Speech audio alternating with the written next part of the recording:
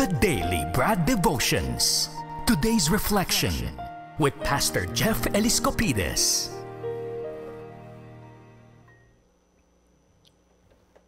Pastor, Morning. good morning. Good morning, Pastor. Good morning. Good morning, Pastora Cha. Magandang umaga sa'yo. Nanermon, Pastor. Nanermon. Sorry, Pastor, kasi parang sinaniban ako ng batang tsa-tsa.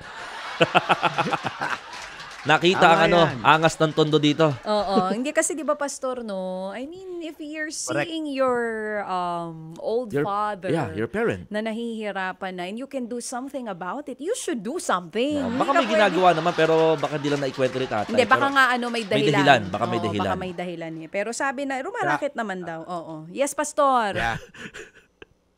Simple lang yung pinaka-root niyan eh. Before mo mapayuhan na dapat magsipag, if you step back, one step backward, kung di ka nakipag-sex sa hindi mo asawa, wala kang ganyang problema. Nasa Ayun na. Bible yan.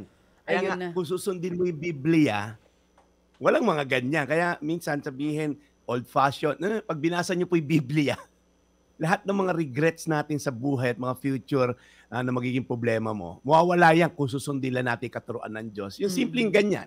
Pag di ka nakipag-sex sa hindi mo asawa, I mean, again, nasa Biblia po, hindi pwedeng pasay na yung Bible, old book na yan, 2,000 taon sinulat yung New Testament. Hindi po, hanggang ngayon po, applicable yan because the Word of God is true yesterday, today, and forever. Yan. Para lang Oo. isang... Oo.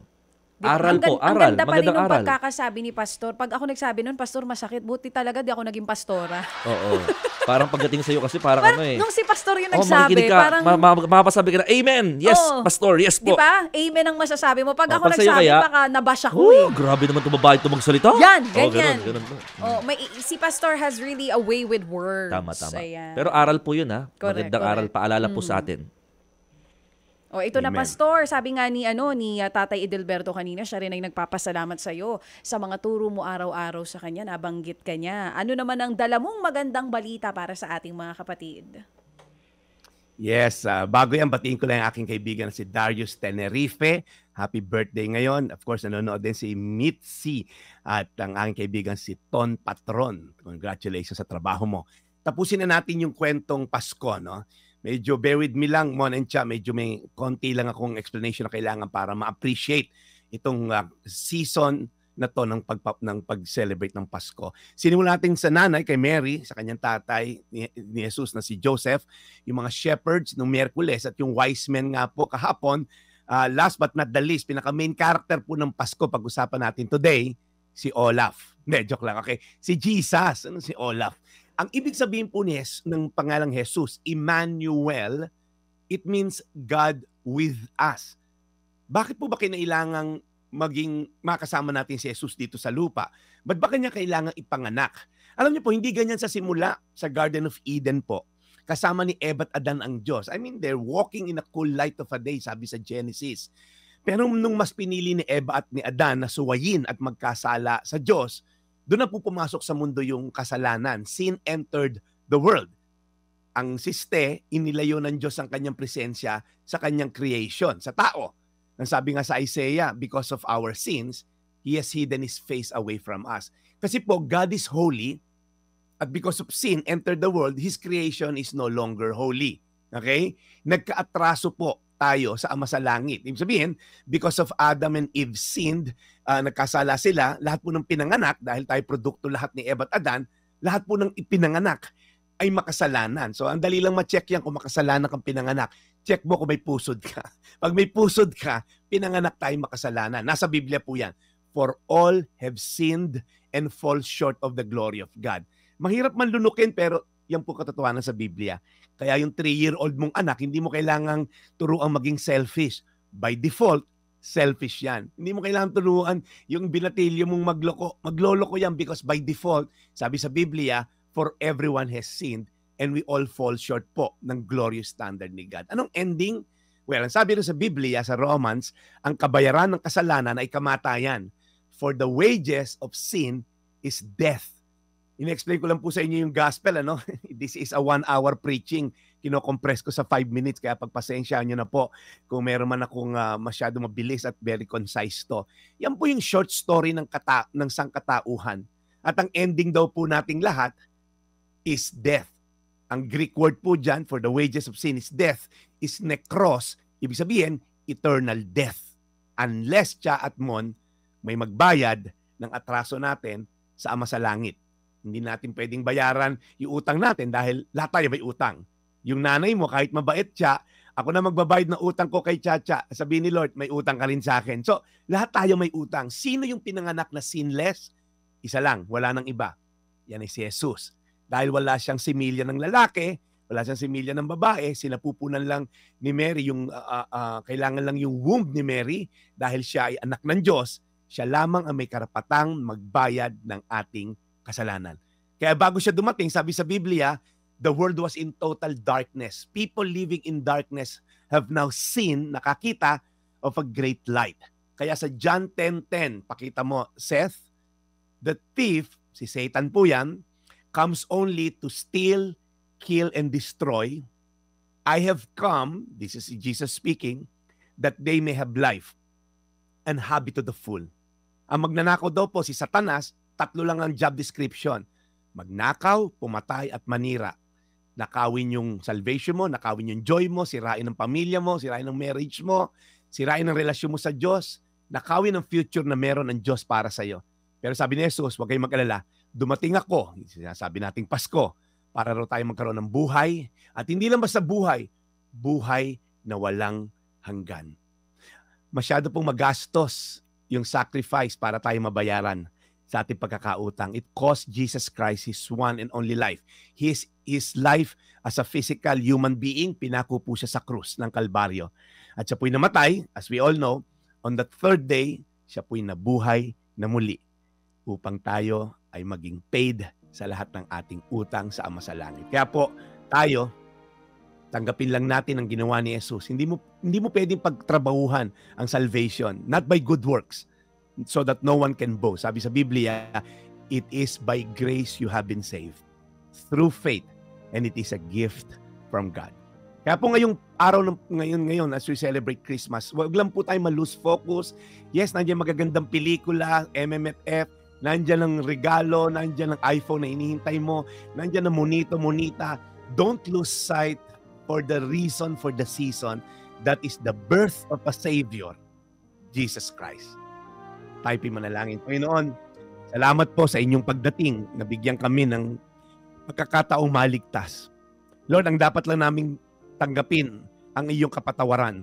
The salvation that you offer, Lord God, 2,000 years ago, nung namatay ka sa krus ng Kalbaryo, it is finished. Tapos na. Wala kaming dapat gawin kundi tanggapin ang iyong ginawa at dalhin ang aming pananampalataya sa iyo lamang. Salamat po sa iyong pagpilihan at nawa ang diwa ng Pasko ay huwag mawala sa amin. Ito ay ang pagbaba mo, ang aming Savior. In Jesus' name we pray. Amen. Amen. Maraming salamat, Pastor Amen. Jeff Eliscopides. At nakita ko po dito si Man Gualvez, parang naluluha po sa Oo, inyong kasi totoo pangaral ngayon. No, especially this Christmas, dapat maunawaan po natin yung mga ganyan mga klaseng mga aral at yung mga kaganapan po na yon, no? True.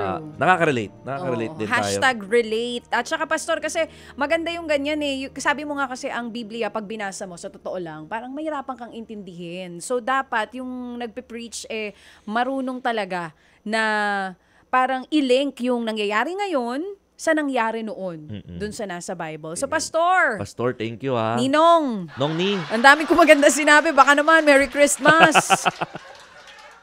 Pastor Ninong. Ikaw pa siya. Ayan. Padala mo lang sa... Ano pa padala ko? Padala mo lang yung Gcash number mo. Ay, ang Padala mo lang yung daling Gcash daling number mo kausap sa akin. naman ito ni Ninong.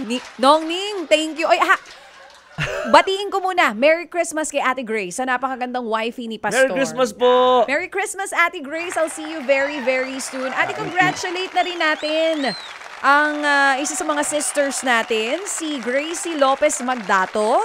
Grabe, Pastor, yung sales niya. Di ba? Sa Alveo. Mare, 100 million ka na naman dyan. Uy, swerte naman. Actually, yung sales niya is 245 million pesos in 1 year. Ganun kadami yung nabenta niya. Kaya sabi ko sa kanya, Mars, 100 million ka na naman dyan? Pero kasi Pauga maganda, naman. maganda Pauga yung naman, magparamdam naman yung mga ganyan. maganda yung way ni ni Gracie sa pagpipreach sa kanyang mga kasama sa trabaho. Di ba, Pastor? Nai-invite ka din doon sa Alveo Yes. minsan Oo. Ano sila, nagpe-pray muna sila bago magbenta, ganun That's sila good. doon. Dapat in everything that you will do, no? Iba pa rin yung mag-start ka po sa prayer. Tsaka yung dating nasabi na ni Pastor, in everything that you do, lift it up to the Lord Yes. lahat. Parang lahat para kay Lord dapat. Para dapat. magiging Amen. maganda outcome lagi. So, Pastor, Pastor. Merry Christmas to you. Saan ba kayo magsa-celebrate? Of course, sa ating biyanan. Sa New Year sila, sa magulang ni Pastor. Ganun pag may asawa na. Okay. Hahatiin mo talaga ang Oo. sarili mo. Relate Siyempre. tayo dyan. Oo. Merry Yeah. Christmas, Pastor. Happy Friday. Baka meron kang mga gustong i-promote? Batiin? Oo, or promote. Well, Cha, may trabaho pa tayo mamaya. Kala ko half day lang tayo. Mamaya, nandyan naman ako sa kinakatayuan ni Mon Gualvez. Uy. Dahil si kapatid na Cheryl, wala. So mamaya po, sagot kita, 4 p.m. Ang ganda po ng topic natin. Punta lang po kayo sa 92.3, of course, True FM ng alas 4, sagot kita, at sa Facebook at YouTube po ng Cheryl Cosin, kapatid natin. Mamaya, 4 o'clock. Maganda yung topic namin siya about divine disruption. Wow. Pag ginulo ni Lord ang plano mo. Wow. Ay, Divine I've disruption. always believed in that. Kasi pag may plano ka, hindi natupad, ibig sabihin mas may magandang plano si Lord for There's you. a better plan. Pakikinig ako niyan mamaya. Ako rin, gusto ko yan. Divine disruption. Feeling ko, Pastor, sa Lunes ikaw ulit. No, December 25. Mukhang wala ulit si Ma'am si Cheryl noon. Ako na magsabi sa'yo. Miss Cheryl Cosim, Merry Christmas. Thank you so much, Pastor. Maraming salamat siya. Again, tomorrow naman po, Mon, pagka, Saturday pala, 4 o'clock po, Rebuild City Church sa Facebook, YouTube po, yung alas 4 ng Sabado, Rebuild City Church. Yan po yung church na pinapastor ko. At pag Sunday, alas 10 po ng umaga sa Fairmont Ballroom, doon po yung Christmas Eve service natin sa Rebuild City Church. Yun naman. Pastor. Ito ang inyong daily Brad. Sabi po ni Merry Christmas ka. Merry Christmas. May Pastor, sinasabi ang mga fans mo dito. Hindi, sabi po ni Nanay Christopher Min, Novo Ecijano rin daw po siya. Ayan, oo. Yes. Nueva Novo Ecijano? Ecijano rin daw si Nanay Christy, Nanay Pastor. Christy, good morning. Yan. Love you. Love you, Nay. Thank Alam you mo, po. Yan ang pangarap ko. Mag-guest ako kay Nanay Christine. Pangarap nating lahat yan. Pero kailangan mag-trending muna tayo bago tayo mag-pastor. Ay, mag-guest. walang issue yung mag-share lang ng gospel dahil ang daming follower ni Inay. Ay, ibang klase po yan, Kung Nanay dyan tayo Christy. mag-broadcast. Grabe, milyon-milyon ang nakikinig dyan, araw-araw. Nanay Christine, bigyan mo ako ng 5 minutes lang to share the word dyan sa stasyon mo, sa programa mo. Maraming makakarinig ng salita ng Diyos. Yan. Alright? God bless you po. Thank you po, Ito Pastor. ang Merry inyong Christmas. Daily Brad. Ito ang din yung Daily Brad, your daily dose of inspiration. Merry Christmas. Merry Christmas, Pastor Jeff Happy Eliscopides. Ted Filon at DJ Chacha. Ngayon, nasa Radyo 5, 92.3 News FM. Monday to Friday, 6 to 10 a.m.